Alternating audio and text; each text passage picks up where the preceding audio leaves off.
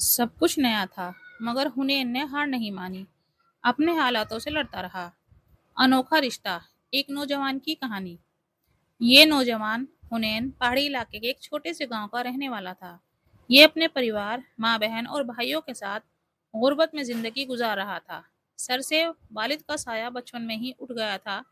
مصیبتوں کا سامنا کرتے ہوئے جب تھک گیا، 19 سال کی عمر میں باہر نکلنے کی سوچی اور کمانے کے لیے اپنی ماں کی دعاؤں کے ساتھ ودیش جا پہنچا۔ وہاں بھی زندگی آسان نہ تھی۔ انجانا دیش، انجانے لوگ، سب کچھ نیا تھا، مگر حنین نے ہار نہیں مانی، اپنے حالاتوں سے لڑتا رہا۔ وقت گزر رہا تھا، پیسہ کمایا، گھر والوں کو بھیجا، حالات کچھ بہتر ہوئے، مگر زندگی میں کوئی خوشی نہ تھی۔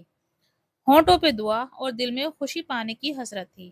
ایک دن حنین کو فیس بک کے ذریعے سے ایک لڑکی سے رابطہ ہوا جس کا نام تھا عارفہ جمال، جو بہت ہی خوبصورت سوچ اور خوش مزاج طبیعت کی مالک تھی۔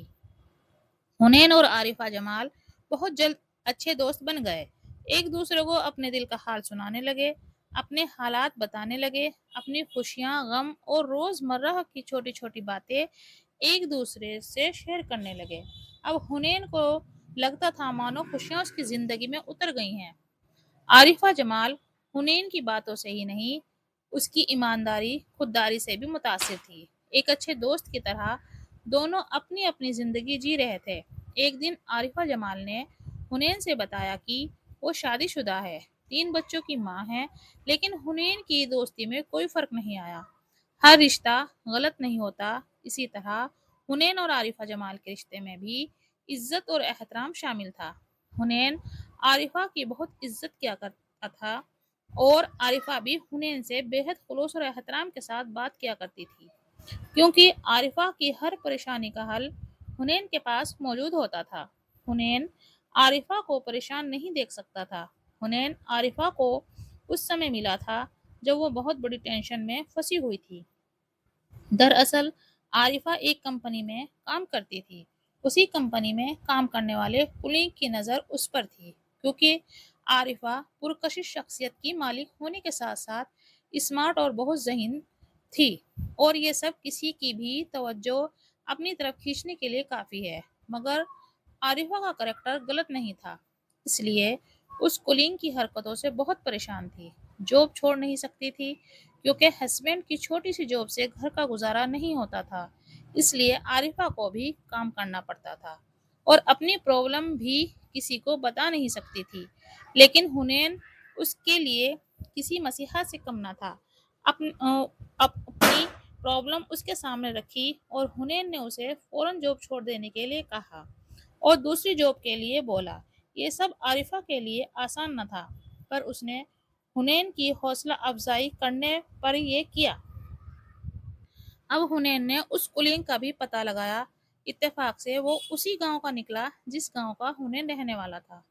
اب حنین کے لیے اس کلنگ سے بات کر کے سمجھانا آسان ہو گیا تھا۔ سیدھے سادے حنین کو حالات اور وقت نے بہت سمجھدار بنا دیا تھا۔ اس طرح اس نے عارفہ کی اس پریشانی کا حل نکالا اور آگے بھی حنین نے عارفہ کے ساتھ دینے کا وعدہ کیا۔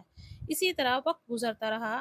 اب حنین کو بھی پردیس میں بہت سی پریشانیاں آ رہی تھی، پیسہ بھی اچھا کما لیا تھا۔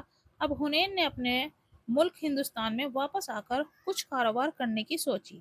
ساتھ ہی ساتھ عارفہ جمال سے فیس ٹو فیس ملنے کا بھی شوق عروج پر تھا۔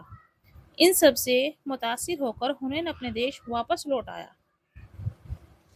اکثر لوگ ایسے رشتوں کو غلط نام دیتے ہیں، اسی ڈر سے ان دونوں نے اپنے رشتوں کو دنیا والوں سے چھپا کر رکھا تھا، مگر اپنی فیملی کو سب بتایا، کیونکہ دونوں کے ہی من میں کوئی چور نہیں تھا۔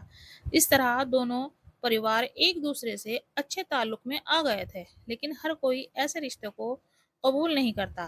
حنین کی فیملی کو ان کے رشتے پر کچھ اعتراض تھا، لیکن حنین کی وجہ سے کچھ بول نہیں پاتے تھے۔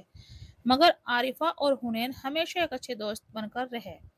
حنین کے گھر والوں کی ناراضگی عارفہ جمال کی طرف سے اس وقت ختم ہو گئی جب اس نے اپنی دوست کی بہن سے حنین کی شادی کروا دی۔